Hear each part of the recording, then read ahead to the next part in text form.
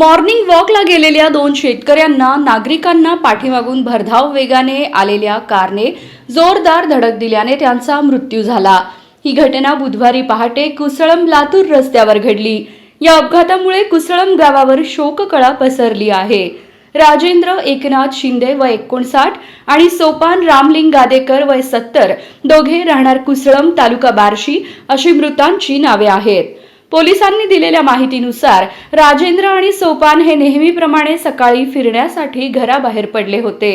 सकाळी सुमारे 6च्या सुमारास ते कुसळम लातूर रस्त्यावरील प्रदीप काशीद यांच्या शेताजवळ आले असता पाठीमागून आलेल्या लाल रंगाच्या कार क्रमांक MH14 HD 2239 ने त्यांना जोरदार धडक दिली। धडक इतकी भीषण होती की दोघेही सुमारे 80 फूट अंतरावर फेकले गेले। रक्ताच्या थारोळ्यात पडलेल्या दोघांना ग्रामस्थांनी तातडीने बार्शी येथील खासगी रुग्णालयात दाखल केले, मात्र डॉक्टरांनी तपासणी करून त्यांना मृत घोषित केले। या प्रकरणी कार चालक इरफान चंदुलाल तांबोळी राहणार पिंपरी आंबा जिल्हा लातूर याच्या विरुद्ध निष्काळजीपणे व अतिवेगाने वाहन चालवून मृत्यूस कारणीभूत ठरल्याप्रकरणी गुन्हा दाखल करण्यात आला आहे।